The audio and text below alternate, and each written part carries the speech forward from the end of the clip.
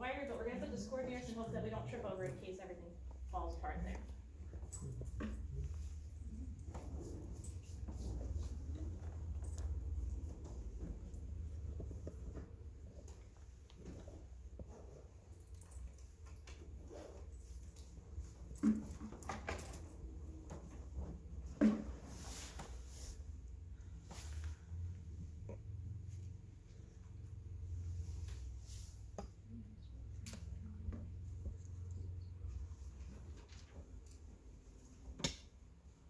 Let's start with a word of prayer. Dear Heavenly Father, we just thank you for your Sabbath day here, and we just ask that you be with our sermon today and help it to portray you. Thank you. In your name, amen. Amen.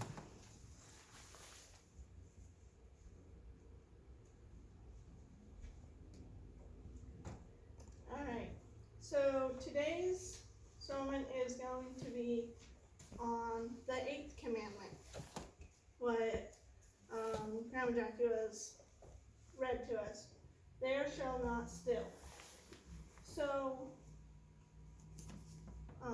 let's go next one. So, what does it mean for stealing something? A lot of times people think of it as stealing, like stealing something from the grocery store, or robbing a bank, or something big like that.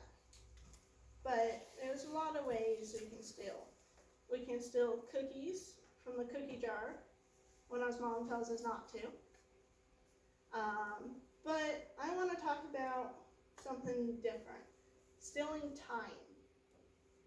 Because I know I have stole time.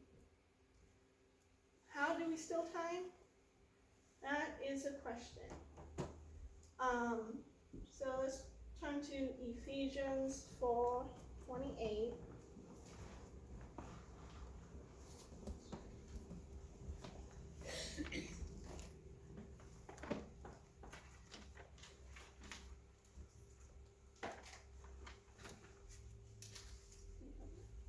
I have that. So it says, he who has been stealing must steal no longer, but must work doing something useful with his own hands, that he may have something to share with those in need. This is just a summary from when we did all the 10 Commandments. This was one of the verses that we came up with, that was Paul admonishing them, like, don't steal any longer. In fact, you should be doing something useful with your time. And our ultimate summary of that ended up, we should respect our brothers and sisters and their stuff, and trust in God to provide for us. And on that is, we can steal time from our workplaces, taking too long a break, but we can also, like this verse said, steal it by not doing our best at work. We can steal their time because we aren't doing ours best. But we can also steal time from God, because God who gave us this time, each one of us have a certain amount of time. We don't know what it is, but we got to live one day at a time and fulfill the time he has given us. We don't want to take this time for ourselves. We want to take it for God and give it to him and multiply it in his way. There's a story here. Can I have somebody read Matthew 25:14-30?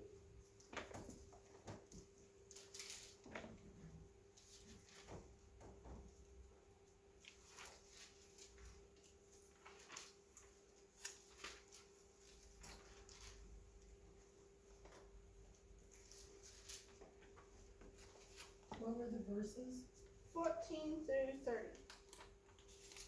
For the kingdom of heaven is like a man traveling to a far country, who called his own servants and delivered his goods to them. And to one he gave 5 talents, to another 2, and to another 1, to each according to his own ability. And immediately he went on a journey. Then he who had received the 5 talents went and traded them and made another 5 talents. And likewise he who had received 2 gained 2 more also. But he who had received 1 went and dug in the ground and hid his Lord's money. After a long time, the Lord of those servants came and settled accounts with them. So he who had received 5 talents came and brought 5 other talents, saying, Lord, you delivered to me talents. Look, I have gained 5 more talents besides them. His Lord said to him, Well done, good and faithful servant. You were faithful over a few things. I will make you ruler over many. Enter into the joy of the Lord. He also who had received 2 talents came and said, Lord, you delivered to me 2 talents. Look, I have gained 2 more talents besides them. His Lord said to him, Well done, good and faithful servant. You have been faithful over a few things. I will make you ruler over many things. Enter into the joy of the Lord. Then he who had received the 1 talent came and said, Lord, I knew you to be a hard man, reaping where you have not sown, and gathering where you have not scattered seed. And I was afraid, and went and hid your talent in the ground. Look, there you have what is yours. But his Lord answered and said to him, You wicked and lazy servant, you knew that I would reap where I have not sown, and gather where I have not scattered seed. So you ought to have deposited my money with the bankers, and at my coming I would have received back my own with interest. Therefore take the talent from him, and give it to him who has 10 talents. For to everyone who has more will be given, and he will have abundance. But from him who does not have, even what he has will be taken away. And cast the unprofitable servant into the outer darkness. There will be weeping and gnashing of teeth. So, I know this is talking about talents, but we can also apply this to time as well. Because we can give our time and multiply it, and then when Jesus comes back, then he would say, Good and faithful servant. Amen. But if we keep it for ourselves and do our self-pride and do whatever self wants, then it won't turn out good. So we gotta watch how we spend the time, because if we spend it on worldly things, then it's not for God. So we just gotta watch that. And I just thought of that as a good illustration for time. I want to look over in Matthew 6:20. It says, Store your treasures where dust might not get to them, and thieves can't steal them. So if we store our treasure in heaven, then we can know it's protected. So as we look to God, we gotta not just say we are Christians and like go down this path, but we gotta have that relationship with God so we know where our time is spent. And if we had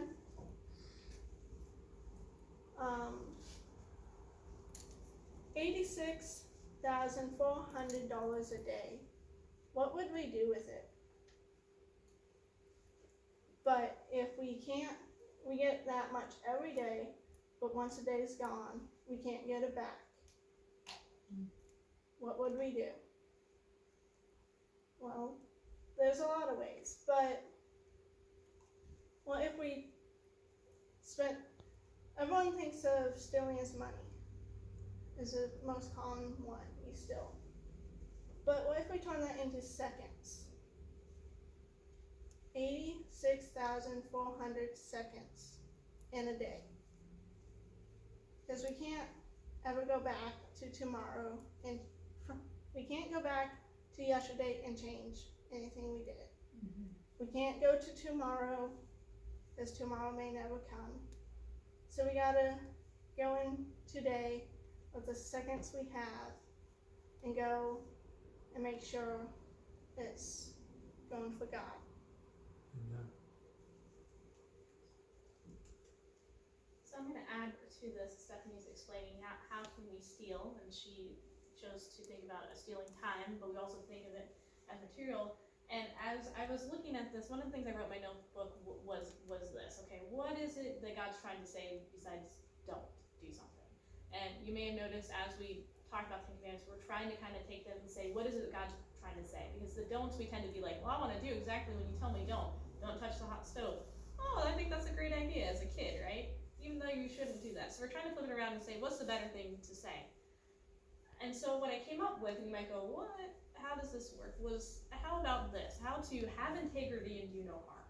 The gist of that is, if you're not stealing, you have some level of integrity, we hope. Now, integrity is more than just not stealing, but it is a part of it. And if you're not stealing, the assumption is you're most likely not doing any harm to anybody by doing that. So this is going to be explaining this in further detail. So I want to start in a verse in Ezekiel 36, 26 to 27, to look at this concept of how do we even have integrity to start with? How do we get to that point? And I think this illustrates it really well. And this is the Lord speaking. He says, I will give you a new heart, put a new spirit in you. I will remove from you your heart of stone and give you a heart of flesh. And I will put my spirit in you and move you to follow my decrees and to be careful to keep my laws. Amen. This is pretty powerful stuff if you break this down. Right off the bat, God's saying, I'm going to give you a new heart. That's the only way, honestly, that you can keep any of these commandments, much less the one we're talking about today, the 8th commandment, is to have a new heart. It's the only way you're even going to have some level of integrity, too, is that God's working through you. And not only does he promise he's going to give you a new heart, but he promises to put his spirit in you. So not only will you have, hopefully, the motivation to do it, but you will have the ability to do it as well, which I think is really important. As Stephanie was pointing out, parable of talents too. Sometimes just investing, which is what she was talking about, investing your time, investing your talents, which is what the story is talking about, leads to really big things. Leads to things you never thought that you were going to accomplish. Many of you can probably think of your own ideas on this, but one of the things for me that comes to mind when I think about investing time, investing talents, is I've always liked music, and you guys have seen me play all kinds of different things here, but it really wasn't until several years ago when I actually injured myself and thought, why not learn to actually really play something? I'd always been tinkering with things, but never really played anything. And just doing that, starting to do that, and not only doing that, but saying, okay, God, I'm just gonna, whatever door you open for music, I'm just gonna walk through it, even if I have no idea what I'm doing. And just doing that made me feel like this parable of that one talent where you're like, I know how to read notes, mostly, especially on the right hand, led to several different instruments. I'm still learning different stuff. I'm learning the piano, but just doing that, I'm amazed that this is exactly what that's talking about. That investment, that time to say, I'm not really that interested in playing secular pieces at all. I tinker around with some other stuff, but I spend a lot more of my time working on stuff for church or just working on Christian music sounds. And just doing that, though, God has just expanded that and opened that up. Again, because I was willing to invest that time, that energy into doing that. And it can be as small as, honestly, I just practice maybe 15 minutes a day. but I do that every day, like what Stephanie was talking about. Actually, I practice probably closer to half an hour, but 15 minutes at a time. But doing that little investment every day, whether it's your time for an instrument, whether that's your time in Bible study. Now I know probably most people, oh, you gotta have more time than that. Well, if you're not doing any time in the Bible, 5 minutes is a good start. 10 minutes is a good start. And taking that time, renewing that time. So getting back to this though, so we're talking about investing in that. So new heart, the Spirit that's gonna help you get into doing what needs to be done. And he promises on top of that, I'm gonna remove from you the heart of stone. So those desires, those wants to, if you will, still time, those wants to, I'm going to add to this, and this is blending over to another commandment, those wants for, oh, I wish I had what so-and-so had. I know that starts getting into coveting, but coveting kind of leads towards the stealing. Like, you got to want it first before you go do it. You know what I mean? Like, stealing is the action part of that. So God's saying, I can even take that away. That part where, oh man, I really wish I had that car. I really wish I had that musical instrument. I wish I had that tool, whatever it is. God can take that all away and make us content with what we have. And then, of course, at the end there it says, I will move you to follow my decrees and be careful with my laws. We're going to want to, as we're doing this process, not steal the time, not steal from others, because God's Spirit is within us. So I wanted to pull up the definition of integrity here too, to get us to think about it as well. So thinking about this idea, okay, so the opposite of stealing, some of it has to do with integrity. And I looked it up, and it says the following. So state of being whole, undiminished, perfect, unimpaired condition. Sounds like a very lofty, high goal. And it sounds almost like, how on earth are you going to do that? Because if you really look at it, we're all broken people. I think we all know that deep down. If you're running around thinking you're perfect, okay, good luck to you. I'm certainly not. I know that I'm not, and I think it's important to know that we're not, because it allows us to go to the source of what is perfect, or in this case, what is integrity. Nobody's going to get this 100% of the time. God does. God is the essence of this, if you look at this. God is the only being, if you will, that's even whole. Basically, being born into this world guarantees you're going to be broken. Just being born means you're going to be broken. But to know that God can give you the new heart, the new flesh, so that you can have that integrity, and to do that is really important and significant. I'm going to add to this a quote as well. In fact, there's maybe another quote that I'm going to share with you. I like quotes. I don't know if anybody else does, but I like quotes because they get you to think about certain subjects. And this is a quote from a guy who has a website on a couple different topics, and it was really insightful for me when I was going through 10 Commandments. He had a lot of things to say about these different pieces. His name's Skip Moen. But anyways, from his website it says, if I take time from my employer, if I rob someone of my beneficial influence, if I withheld talent or deny needed material goods when I am capable of offering them, I steal. And I found that really stopped me in my tracks, because I went, the key word here was when I am capable of offering them.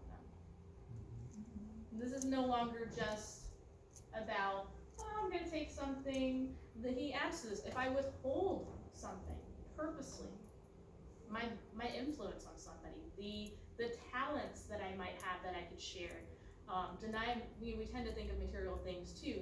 That is actually the same as stealing, according to what he said. And that really made me think of this broader than, again, just material things. Let me find my other quote here.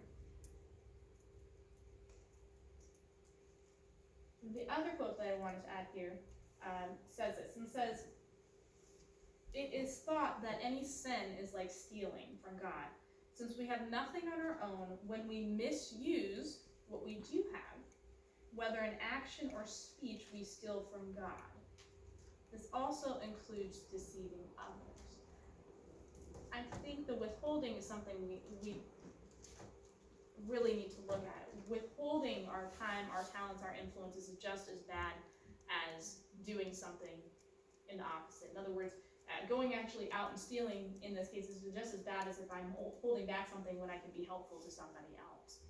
So just something for us to think about. My final thought on this was, okay, so we talked about have integrity, do no harm. What really hit me too as I was digging into this is I said, okay, so what is the opposite of stealing? Okay, integrity is a part of that. That's actually probably all 10 commandments are going to fit into this. But what really hit me is, what is God really trying to say here? And it came down to two things for me: give and restitution. Give is the opposite of stealing when you think about it, because it is doing something in the right way. Stealing is taking something that you don't need to have, that doesn't belong to you. Giving is the exact opposite of that. Giving of yourself, your time, your talent, etc.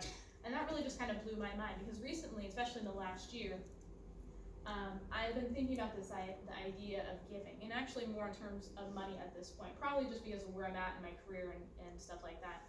But I started to think about, okay, we give tithes, we give offerings, but it was really impressed on my heart to, there are other places and things that are really important to me that I really think, man, I should take some time and give to that. I keep saying, I'm going to give to, a good example would be like Voice of Prophecy. I listen to a lot of their stuff. And I thought, well, why don't I give to some of that ministry stuff? Because I listen to it all the time. I take advantage of what they're giving, but I'm not giving anything back. And part of that too also is they had a project, and this has been really close to my heart as well, is they have a project for a safe house for girls in, I think it's India, and basically to get these girls out of harm's way, especially from sex trafficking. And that type of work has really been important to me for a long time. And I thought, wow, here's an opportunity for me to give of my resources. Like, I can't be in India right now, but right now I can earn money through my job, and I can give some of that resources that God has given me back to these different places.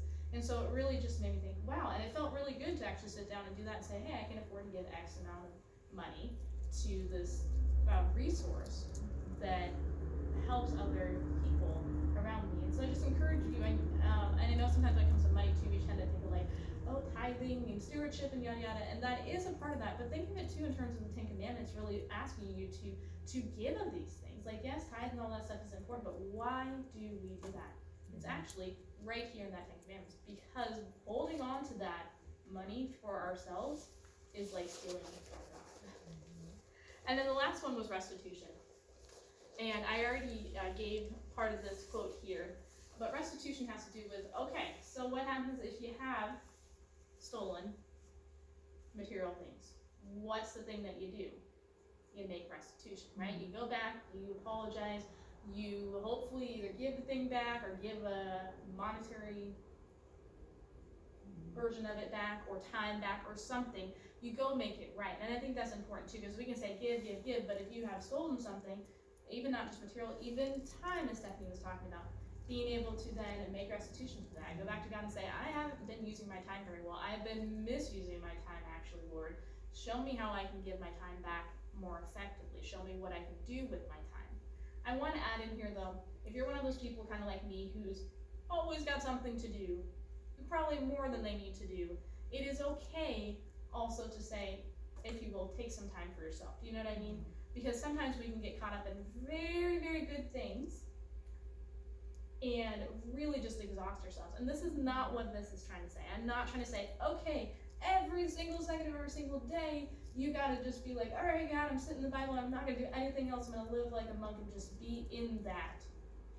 You need to take time for yourself too. I think that's important, because that recharging allows you to then be able to give of yourself, give of your time. This is particularly important for those of us who are more introverted, meaning we get a little bit exhausted around having lots of people and things to do. We need kind of that time to recharge. This is not bad, and I really point that out, because I think sometimes we have this idea of like, all right, I'm gonna do this stuff for God, and I'm gonna keep doing this stuff for God, and keep doing this stuff for God, and then you're so exhausted that you can't do anything else for God because you're just too tired and you don't want to do it anymore. So it's really important for us to remember that in this too.